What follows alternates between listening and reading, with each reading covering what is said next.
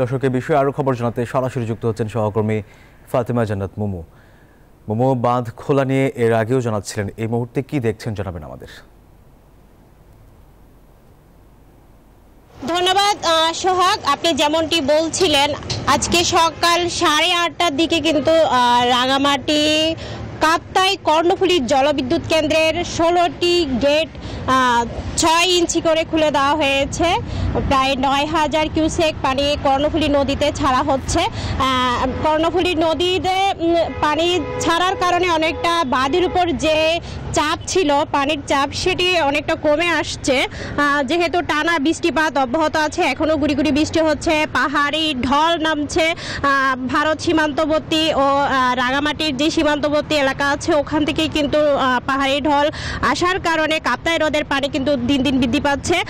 কাপ্তাই হ্রদে প্রায় 109 ফুট পর্যন্ত পানি ধরে রাখার মতো ক্ষমতা আছে কাপ্তাই জলবিদ্যুৎ কেন্দ্রের স্পিলওয়েতে। খামেরা তো দাগ হয় কিভাবে? এই যে ভাবি, দাগও যাবে রাগও যাবে, নিন চাকা সুপার হোয়াইট।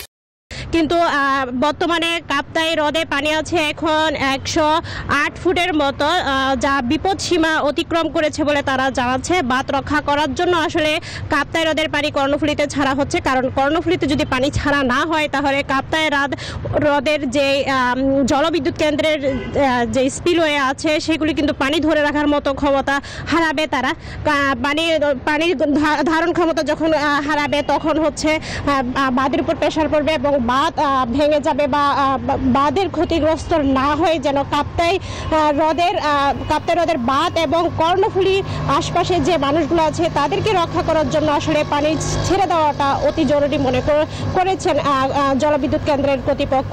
তো রাঙামাটি থেকে এই ছিল আমার কাছে সর্বশেষ তথ্য। ফিরে যাচ্ছি স্টুডিওতে। মোমো, আপনাকে ধন্যবাদ।